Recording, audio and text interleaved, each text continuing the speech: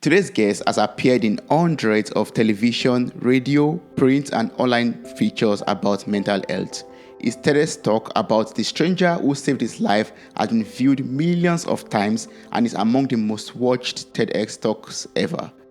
As host of both So-Called Normal podcast and Living Well podcast, he has interviewed over hundreds experts, celebrities, and public figures about mental health. Welcome to the show, Mark. How are you doing? Thank you so much for having me. I'll say right off the top, we were talking before you started recording about the background noise that I'm getting. Hopefully your listeners don't get too much of it. Yeah, I hope so too. And I hope they don't get too much of my nose blockage issue also. That's okay. We're all imperfect, so we're going to do our best and hopefully still have a meaningful conversation. Yes, I hope so too. Thank you so much for joining me today on this episode of Mirror Talk. I really appreciate your presence and your time today. I would love to, say thank you for using your story and your experience to make changes in the mental health world. You have been doing a very awesome job being an advocate for mental health so far. Is it possible for you to, please just share about your story, of you as a teenage boy being overwhelmed by depression and anxiety and your experience on that bridge at that fateful night? I first became suicidal, or people, I should say, first found out that I was suicidal when I was only 12 years old. I think that I'd been struggling for years before that. I only really found that out through the process of writing my book. My father left us when I was very young. We moved into a home where my stepfather surrounded us with this toxic masculinity, where it wasn't okay for boys especially to express any kind of emotion at all. So by the time I got to be about 12 years old, I felt like I had no way of expressing all of these really intense emotions inside me. And in my TEDx talk, I tell two stories. One was my very first, or one of the earlier expressions of my suicidality. It was all very vague, and I didn't really have any particular plans or anything like that, but I had this strong urge to escape.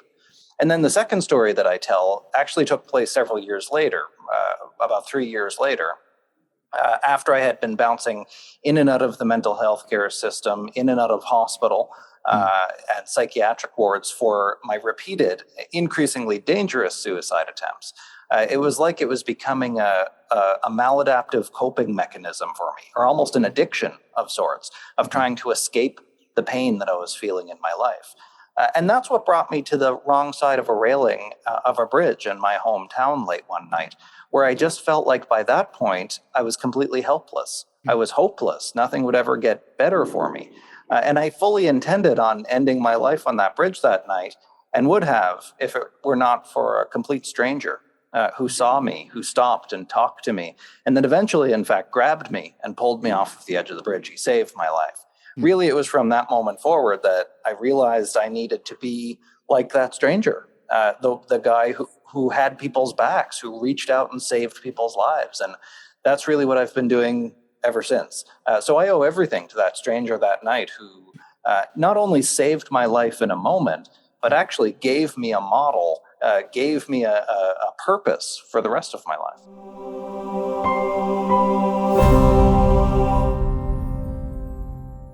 Having that experience and using that experience to change the lives of other people out there who are, going through similar situations. I really find that very inspiring. Thank you so much for what you do. Well, thank you. And I think that really started for me after that bridge attempt. I wanted to open up about my own lived experience. And I was still struggling myself, mind you, but I also knew by that point, because I'd been in and out of hospital so many times, and I grew up in a small town where everybody knew everybody else's business. That's how small towns go. Yeah. So I knew that other people were struggling with these kinds of things too. But I met some of them in the hospital, in the basement psychiatric ward of the hospital, where everybody knew each other was struggling. But then you would leave, go back out into the so-called normal world, and nobody would talk about these types of things. So I knew that other people were struggling, and I wanted to talk to my peers about it. My school at the time, my high school, said that we can't talk talk about those kinds of things. Because if you talk about suicide, it gives people the idea to go out and do it, which is a myth. That is false. That's been proven wrong. In fact, one of the most effective protective mechanisms we have to save people from suicide is talking openly, because it lets them open up about what they're feeling anyway, instead of hiding. Yeah. And as soon as I started to do that, the school told me no, but I did it anyway. I went and wrote a letter to my local newspaper, an editorial article. It was published the next morning. And then there were television news cameras at my school asking why it wasn't okay to talk about mental health. When that happened, when I opened up about my story in such a big way, it had the exact opposite effect of what I most feared. I feared that I would be isolated more, that people finding out that I was sick and that I was struggling in this way would make them not want to be around me anymore. And the opposite thing happened. It actually gave people permission, even though I don't think they needed it to begin with, but it seemed to give people permission to open up about their stories too. And that's what kept me doing it ever since, is that every time I talk about my own story, it's not about me. It gives people permission to tell their story too. So that's why I do this work. Yes, that's good. And leading up to that moment in your life, can you tell me about how it was like, growing up in a broken home and the mental health challenges that you had, that you experienced while you were growing up also? Initially, growing up, it was just not typical. It wasn't normal. It wasn't expected to talk about your feelings because nobody really did. I mean, we were growing up in an economically depressed small town. A lot of people were jobless. There were people who had addictions and poverty and all sorts of other problems. And there's a bit of a sense of, everybody has it hard. So why don't complain? You just get through, and it builds character and all this stuff. And to a certain extent, that's not entirely incorrect, but it's not very helpful when you're struggling, especially as a young kid. So that's how it was initially. It just wasn't comfortable to talk about how you were feeling. Then later, when my family moved in to my stepfather's house, it actually became quite shameful and wrong, and was actively discouraged to speak openly about your vulnerability and how you were feeling, because that meant you were weak, or it meant you weren't a real man. That's one of the most frequent things that my stepfather said to me, was to be a man, to suck it up. And that was his generation. That was his own upbringing, of course, that he was then inflicting onto us. So, that's when it became, through, I think, a conditioning effect, or a learning effect, that if I did express any kind of vulnerable emotion, it would be met with grief, with shame, with guilt, with a negative response. So that's when I started to learn not to open up, to actually choose to hide, to choose to stay quiet, because it made other people comfortable. I think those were the two dynamics that I experienced as a young man, and that was combined with the fact that nobody really had very much conversation about mental health anyway. Nobody really knew how to talk about these kinds of issues, because nobody did. Nobody, I think, was brave enough to just be wrong, just say it, be wrong, and learn. I think we were all just scared. Dear friend, you can grow your personal and business brand by creating a strong network through podcasting. Create real human connections, have the ability to share your story and interesting point of view. To get started, you can make use of the special offer for friends of this podcast, which is on kitcaster.com/mirror. kitcaster.com/MIRROR. The link and further instruction or details will be found in the show notes for this episode.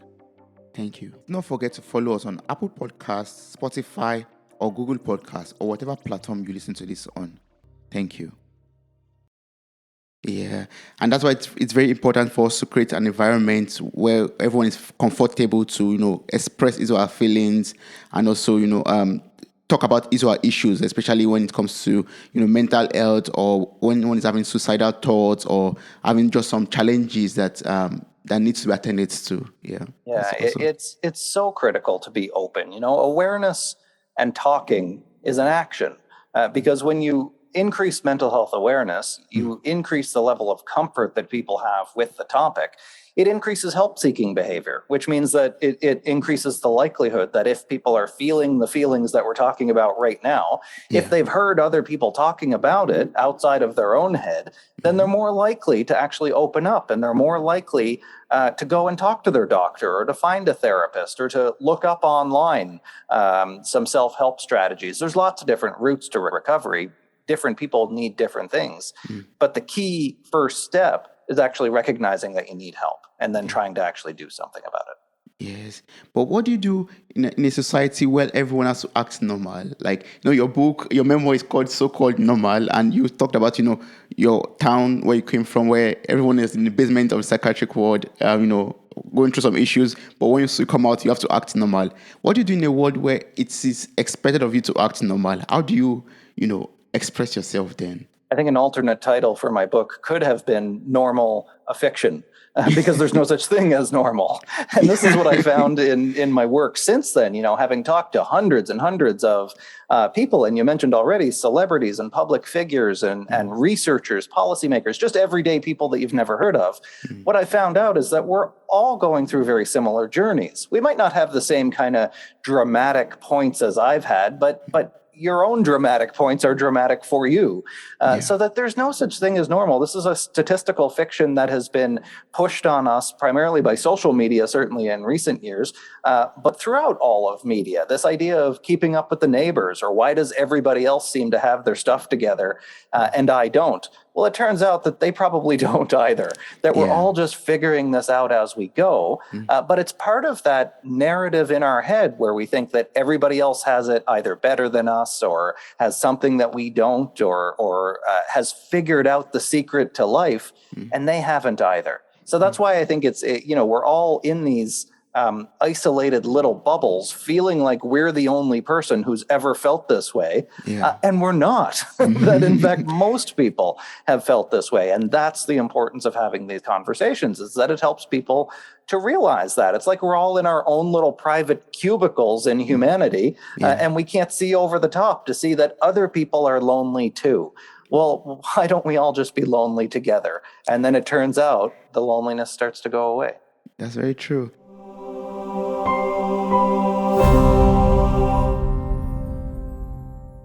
In your memoir, So-Called Normal, you share the vital and the triumphant story of perseverance and recovery.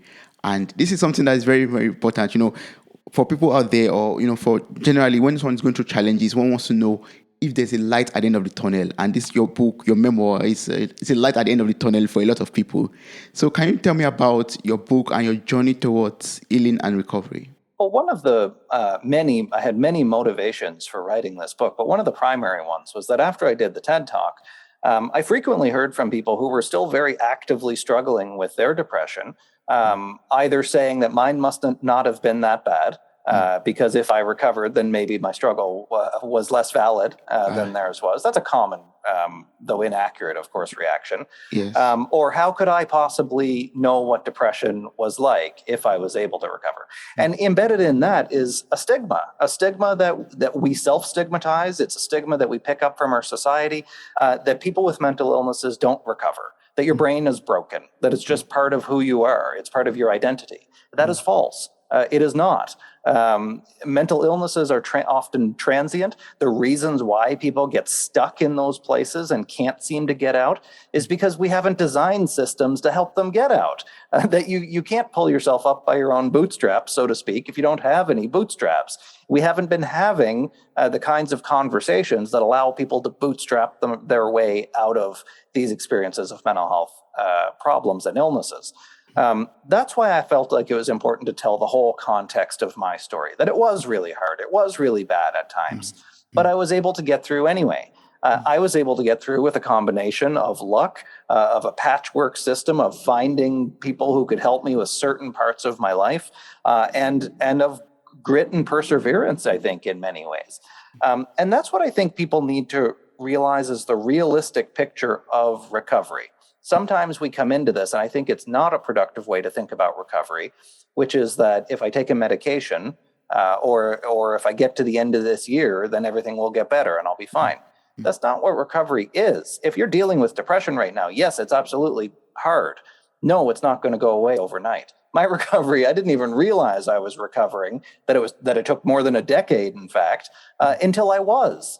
And that's okay, because that's how recovery works. We need to add a realistic lens to what recovery is for many people. And it doesn't mean suddenly and always being happy.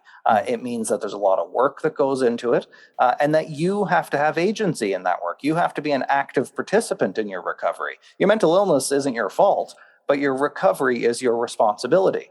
And there are things you can do actively to help in your recovery. So, that was one of the main objectives for me in my book, was me just trying to figure that out as I went, as most of us do. What works for me, what doesn't, the backslides, the relapses, the hopeless moments all along the way. Those come up all the time.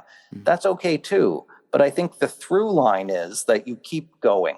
You might take a step back every now and then, but on the whole, if you zoom out a little bit, you're moving forward. You're always moving forward. And you don't realize how far you've come sometimes until you have that opportunity to glance back. So that's what I tried to do with the book, was to give a realistic picture of what recovery often looks like.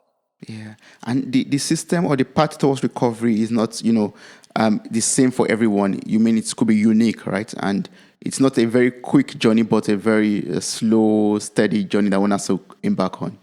As it should be. I mean, it took you this many years to get the way you are right now. Why would you think you're going to change overnight? I think we have this culture of immediacy, this belief that everything needs to be better now.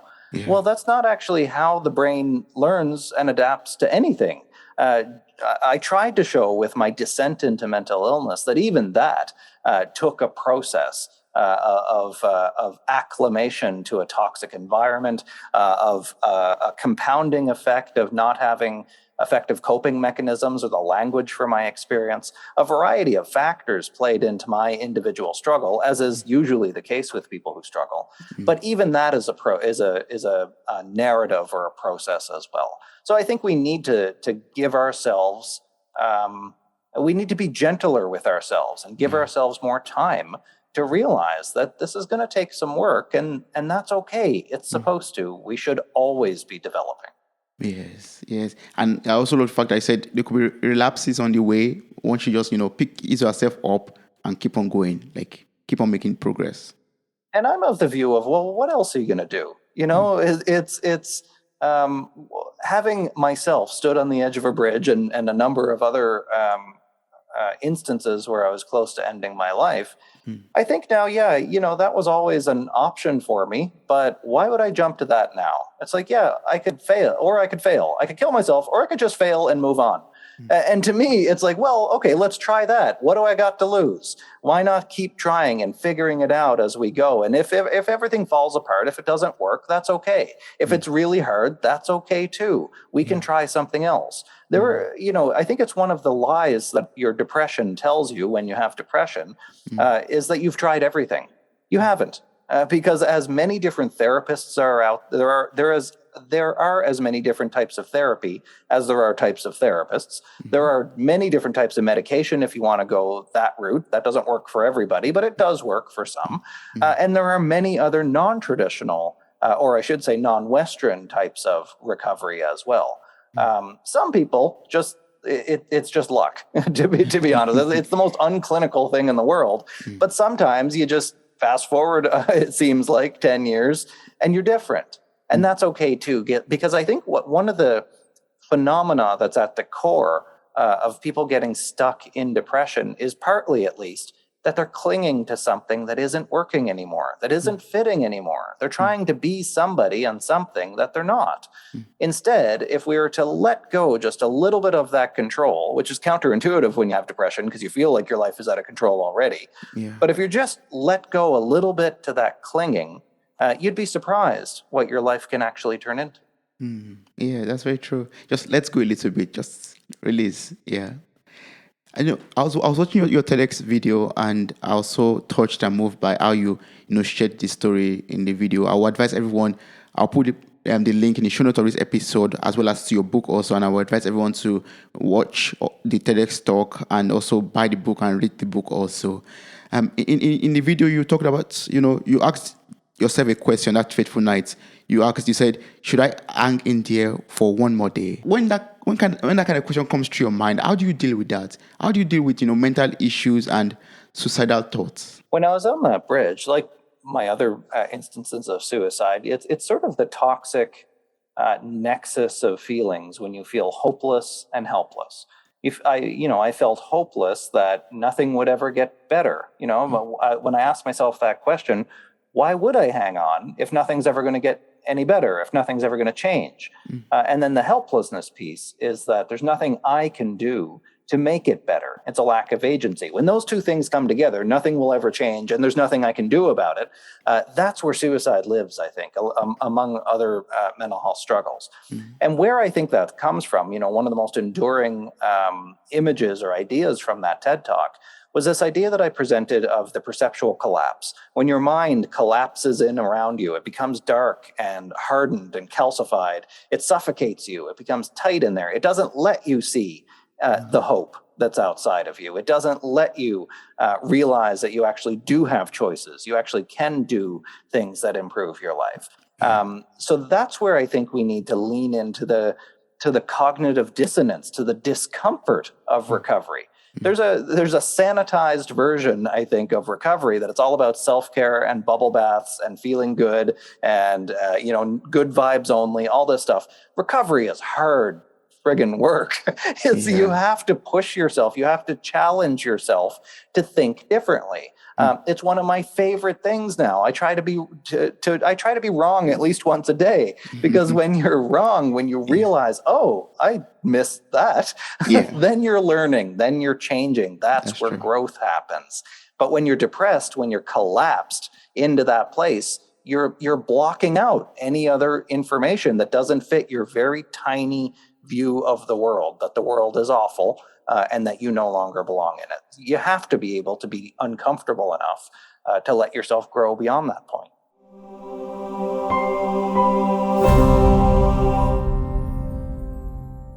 I'd love to go back to, your small town again, where everything seems normal outside. You said, so, even though you are going through a lot, you are normal, out on the outside at least. So I would love to ask a question, like for parents or for concerned friends or for family members out there, like how can they help someone who is having some mental health challenges but seems to be normal on the outside, that seems to be smiling, all sunshine on the outside, but that deep down inside they're having so much darkness and trouble? How can loved ones help? Yeah, it's one of the things one of the sayings that has resonated with me over the years is to check in on your strong friends. It's always the ones that you never suspect, as they say. And, I think that it all starts with developing a relationship. I get asked this question a lot. How do you help somebody with a mental illness? Or even more esoterically, how do you help the mentally ill? As though the mentally ill in the singular are a separate group from the rest of us. They're over there and we're over here. Well, guess what? We are them. There is no us and them, that we're all human. So if you want to know how to help somebody with a mental illness, look in the mirror. Look at and ask yourself, what do you need to be happy, to be healthy, to be engaged? You need connection. You need love. You need to know that you're a part of something bigger than yourself. You need access to healthcare, to housing, to good employment, to a job. So I think that everything that we do to help people who are struggling with their mental health needs to start with first finding out who they are and what they want, building that connection with them. What is the actual pain point that they're experiencing? And until you can develop that trusting relationship with that person, then nothing else is going to stick anyway. You can give them all the pills you want. You can bring them to the psych ward like me. You can do all the therapy you want. But if they're not willing to do it, then nothing is going to get in. And that applies to medication as well. So to spend time to build connection, to develop the relationship, that's what that stranger did for me in that few minutes that's all it was, that we were together on that bridge that night when he saved my life. He didn't talk to me like a doctor or a clinician. You don't have to fix somebody who is struggling with their mental health.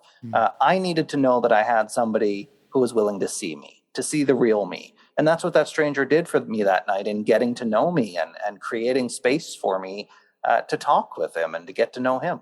I mean, we just have to, know the person, create a connection, a relationship with such people or such a person, and see how it could be of help. Yeah.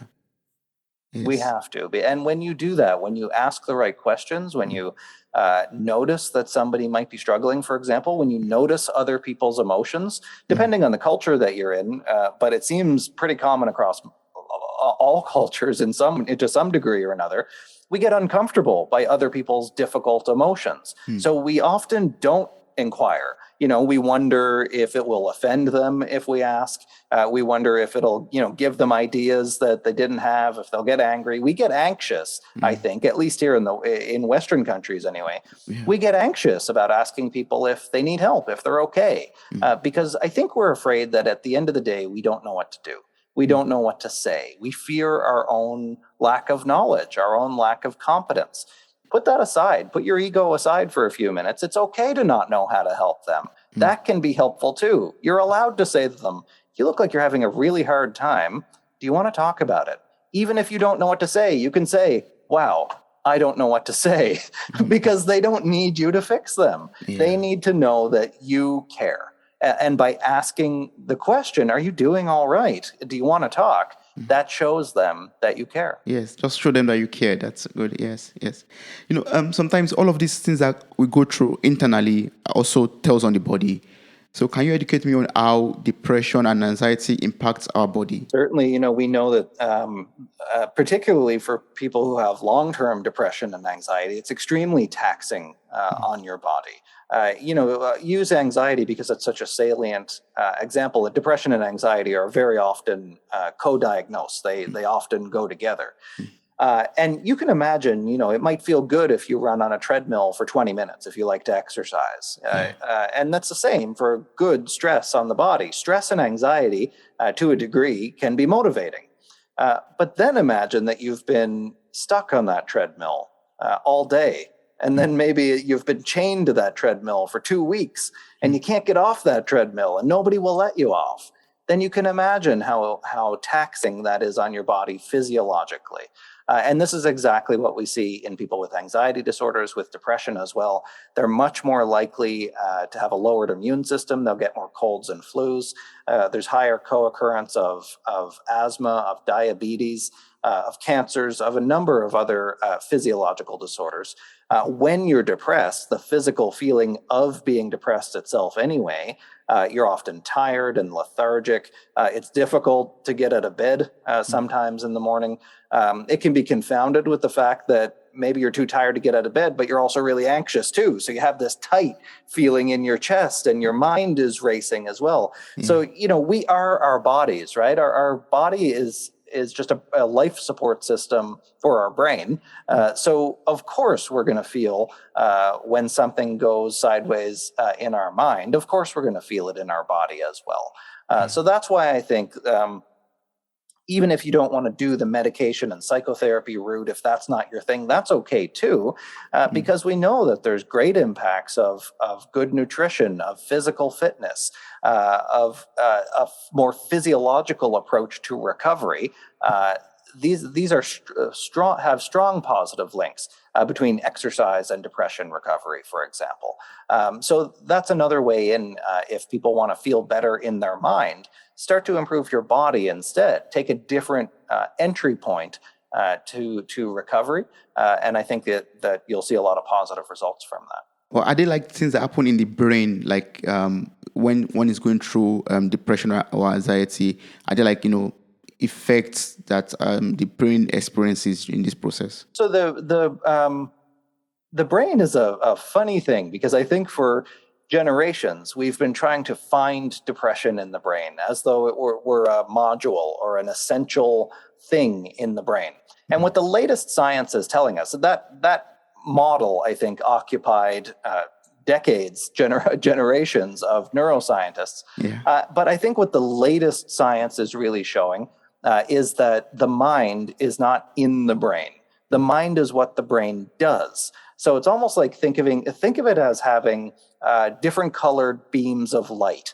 And that when you shine those different colors together, they'll make a new color. that color doesn't exist in any of them, but it exists in the way that they come together. And that's how the mind works. That the mind, everything that you perceive, including your feelings of depression or anxiety, if you're experiencing hallucinations or obsessions or ruminative thinking, all of that is a cumulative process of the different operating areas of your brain. We do know that the old chemical imbalance theory that used to be advanced, through the 60s and 70s with the advent of antidepressants. It started with Prozac, give or take. That theory, the chemical imbalance theory, really doesn't explain actually depression very well. People with depression have been shown, in fact, to not have any less serotonin than anybody else. That there doesn't seem to be a serotonin imbalance or a lack of serotonin, as is still commonly said. But there does seem to be something going on with the way the brain processes, the way that it receives and processes that information and those signals. Whether it's an imbalance in excitation and inhibition in the brain, it's hard to say.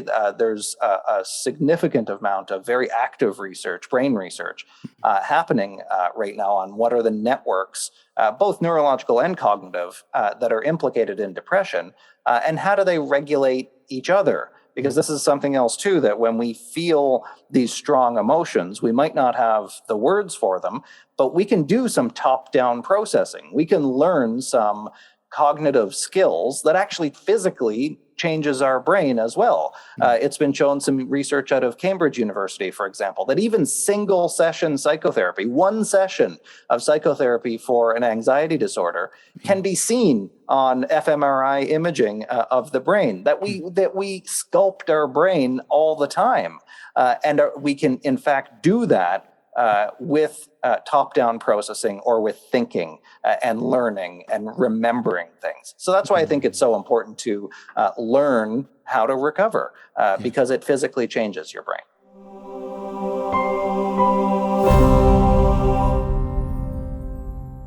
Yeah, that's awesome. So earlier you said, depression and anxiety could be motivating for a short period of time, like being on a treadmill, for example. So can you explain this to me? Like, how can depression and anxiety motivate the person experiencing it? Well, I mean, so anxiety is the more prevalent or the more obvious of these two ones, and particularly stress. Stress and anxiety aren't the same thing, but they do. I assert that they do have a lot in common. That anxiety is a chronic stressed state, and you see people in workplaces in particular who have extreme forms. Anxiety and mania are different as well. But let's use this example to show how it could be seen as a benefit, even if it still has a lot of drawbacks. People who experience mania in certain industries tend to excel. People who experience certain mental illnesses tend to become executives, for example, because the symptoms of those illnesses are mistaken as something else, as being, you're staying up 12 hours a day at a time in your office working nonstop. Well, that's probably not healthy. We know it's not healthy, but you're getting rewarded for it because it's advancing you in your career. So that's one maladaptive way that it's been seen. But I've actually been discovering a way in which just my trauma history, my depression, has been inherently motivating for me as well, in that there's this drive to want to make the world different from the one in which I couldn't get help. So I've been able to use my negative experiences and turn them into something else instead. In other words, to not be a victim of circumstance anymore, to not let my life happen to me, but to let my life happen for me. And I think in many ways, this is growth mindset. This is the writer's mindset, that you own everything that's ever happened to you. This is your material now, everything that's ever happened to you. Yeah. So what are you going to do now? What are you going to do with everything that has happened to you? I think that's what motivates me when I explore my own history and my own experiences. What can I use this for? What can I use this for? Yes, like I love what you just said right now, like being the master of everything that you've gone through in life. Yes. I mean, you might as well. It's your resource to mine, after all. You own your story. So I think that what's the alternative? I come back to that myself all the time, and because I've experienced it so much in my life, and it's miserable to sit back and say, isn't it awful what happened to me? Everything sucked. My life sucks. I wish that didn't happen. I wish we wasn't traumatized. I wish. It should have been different. Yeah, well, it wasn't. So I'm of the point of view that's a bit of I don't know if that's my German coming out. I don't know. It is what it is. So what are you going to do now? And this comes from this idea in dialectical behavior therapy as well. I mean, I've made it much cruder than it's presented. It's presented much more eloquently in dialectical behavior therapy. But this idea of acceptance and change, that if you want to really change and grow, you have to accept the situation as it is. And that doesn't mean liking it. That doesn't mean endorsing it. It doesn't mean wishing it on anybody else or wishing for it to continue. But you have to realize, you have to accept, yeah, it is. And that's okay. It's okay that it's hard. It's okay that it was awful. Now that we accept that it is what it is, how can it be in the future?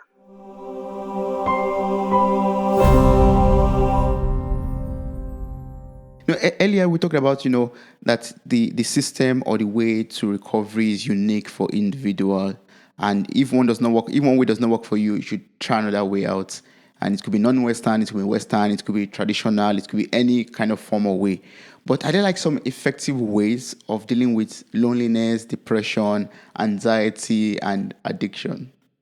Yeah, I take a holistic approach to this because we know that at the macro level, everybody's brain looks more or less the same. That is to say, if you were to take the brain out of my head right now and the brain out of your head, they'd look more or less the same at the top level. Yeah. But once you start to get down to the micro level, your brain is like a fingerprint. How it wires within that more or less similar looking glob in your head, how it wires together at the microscopic level inside is individual to everybody. That there's even ongoing research now of identifying people based on the connections, the connective patterns in their brain, that they're that unique. So that's, I think, the neurological basis of it. The more holistic perspective, the psychological and social perspective, is that everybody has had their own personal experiences, of course, and everybody's interpreted them their own way. So I think it's not helpful to think of depression as one objective thing that's out there that people get, that they catch. Even other parts of medicine don't actually work that way either. But it's comforting for us to think that it's that cut and dry. And depression isn't that cut and dry, or any illness, any mental illness especially, that these are broad categories that a number of different things fit into. So that's on the sort of personalized piece. More directly to your question, that said, there are also broad categories of treatments, evidence-based treatments, that do seem to work better than others. And they're treatments that typically have been subjected to a lot of research and that are refined over time via the scientific method. So cognitive behavioral therapy, for example, well, it's not the be-all, end-all for everybody. It is the gold standard in terms of treatment for depression and anxiety, especially if you're doing what's called combination therapy, which means that you're finding, ideally, a medication that works reasonably well for you. You're pairing it with structured psychotherapy like cognitive behavior therapy. You're doing both at the same time because they're working on two different areas of your experience. One is helping you with some of the physical symptoms. The other is helping you with the longer-term coping strategies. Now, what's important about these, though, is to realize that, and I think this is the next step in mental health awareness, that there are many different types of therapists out there. Not everybody practices with super strict fidelity to the models that have been researched. And I think that's a shame because these interventions have been researched very thoroughly and shown to work in certain ways, but then most therapists don't actually implement them in the way that they were designed. Many therapists refer to themselves as eclectic, and that's one of those words that always is a red flag for me because it's in my view anyway, 90% of therapists say that their method is eclectic. I'm not looking personally when I'm going in for therapy, I'm not looking for eclecticism. I'm looking for what works. I'm looking for the evidence that you can show me. It might not work for me, but that's where I want to start, is with the evidence. So that's why I think it's important that when you do go in for treatment, if you do choose psychotherapy, and I'd strongly encourage you to do so, even if you don't think it's right for you to try it, the very first step is to interview different therapists and see where the fit is, who you like, who you don't like. You want somebody who's going to push you, but who's also going to be respectful of you as well. Therapy is supposed to be work, but it's not supposed to be traumatic. You want to find a method that jives with your existing knowledge of the world, because if somebody comes in and tries to get you to do something that you just completely reject, then it's not going to work. You have to be able to develop that rapport, that connection, that trust with the therapist. And we know that that's one of the key mechanisms of action. The research has shown this as well, that you don't necessarily have to like your therapist. They're not your friend, but you have to have a good rapport with them. You have to have a good therapeutic alliance. And that has been shown to be very effective at treating most mental illnesses. Well, thank you so much for sharing that. Yeah. So I was going through your Twitter feed some minutes ago, and I was reading about mental self-monitoring. So can you tell me about this? What is mental self-monitoring, and how can we be more aware of our mental health? So I think that many of us, we're all born, of course, with feelings. We're all born with emotions and with thoughts. Anybody who's ever encountered a little kid who screams a lot knows that kids experience emotions very loudly. Yeah. That's something inborn in us. What we're not born with, though, is the language for those feelings. That's something that we learn. And very often we're not actually taught that language explicitly, although parents, I think, are a little bit better at it now than they used to be. That's something that we pick up from watching others. We see that this is called sad because every time somebody expresses this facial expression and says those things, somebody else calls it sad. And then little babies watch as this person comforts or doesn't that person who's sad. So we absorb how we think about emotions from the minute we're in the world. And that's part of what really defines how we deal with our emotions later on as well. So learning to self-monitor, learning to figure out what's going on inside you starts with how you think about your emotions, the words that you apply to your emotions. Doing a little self-assessment, and if you realize that you only seem to have two emotions, happy and sad, then that shows me that you need to work on your emotional vocabulary, on your emotional granularity, because research has shown that people who have more fine-grained distinctions for the many, many, many different versions of emotions that we have, they tend to be mentally healthier. Because when they self-monitor, they realize, if you only have happy and sad, all of these other things that might not necessarily be sadness, this pathos or this interest or grief or whatever the other emotion is, if you only have two buckets, all those other things are getting dumped into that same bucket. Yeah. By having more definitions, more words for our feelings, a broader thesaurus of emotions, it means that we're not just dumping everything into the depression bucket. That might still be there, but it gets smaller and smaller the more words you have. So that's where I think self-monitoring starts, is learning how to name and label your emotions effectively. Because if you can't name something, then you can't see it in yourself. And if you can't see it, you can't work with it. So that's where it starts. And then it comes into learning strategies. Once you identify what the emotion actually is, learning strategies to try to understand it, to listen to it, and then to let it play itself out. I think that's the next key step. Yes. Wow. Thank you so much, Mark, for sharing that. So can you tell me more about the so-called normal podcast and also Living Well podcast? Like, I've learned a lot from you today, so I can't imagine the value of information that you share on your podcast. So can you tell me more about this podcast that you host and what are listeners to look out for when they listen to these podcasts? Sure. My so-called normal podcast was really my effort in a long-form way to have more interesting conversations about mental health. That came from a place of feeling frustrated that every time I heard somebody talking about mental health, it was always the same old stuff. It was, what are the symptoms of depression?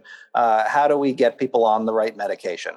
That's boring for me. I'm interested in what are all the other life factors that are playing into this? What's the human condition of depression? So that was really my effort in so-called normal, was to explore the idea of what normal means to all of these different people of many different sectors of society. My Living Well podcast for a company called LifeWorks, that's exploring the mental, physical, financial, and social aspects of well-being. So it's taking this core idea of what does it mean to live well and approaching it from a variety of different angles. So you're taking the same question with different perspectives on it, which I think is a really important intellectual and psychological exercise to take a varying perspective on different issues. So all of them, I talk with the most fascinating people I can find, and both of them and all of the episodes on both of those shows are really my effort to broaden the conversation of mental health outside of the usual clinical silo. I have very few psychiatrists. I talk to a couple, but very few psychiatrists on those shows. A couple of psychologists, but not very many. It's really about getting diverse perspectives on mental health. So Living Well is actually starting back up later this month, and we've got 20 all new episodes coming out over the next few months. Awesome. So I will encourage everyone who is listening to this episode to watch out for the new episodes that are coming out on the Living Well podcast, and also to catch up on the episode from the so-called normal podcast also, and be blessed by so much knowledge that is being shared by Mark and the guests that come on the podcast also. That will be so great. That will be so awesome. So, can you tell me the best way to connect and work with you? Like for someone out there who is, still interested to knowing more about you or to even work directly with you, what's the best way to do that? Well, I'm not very hard to find. I'm on most social media platforms at Mark Henick, at MarkHenick. My website is markhenick.com. I've got my book, So-Called Normal, a memoir of family depression and resilience. So if you really want to get to know me, that's my whole upbringing right there. That's my whole self in there. Yeah. And that's available worldwide on Amazon and through most other major book retailers around the world. Yes, I will encourage everyone to get the best-selling book and and read it and see, what values as in one can get out of the book from it. Thank you so much for everything you've taught me in this episode. I really appreciate you sharing your story about your mental health challenges, the suicide attempt, and how you are able to survive it, and how you are even, on the path of recovery. Thank you so much. I really appreciate it, Mark. Thank you for having me. Wow, you made it to the very end of this episode. Thank you so much for listening. I'm grateful for your time, your love, and your contributions. Subscribe, like, review, and share this podcast. God bless you. Bye.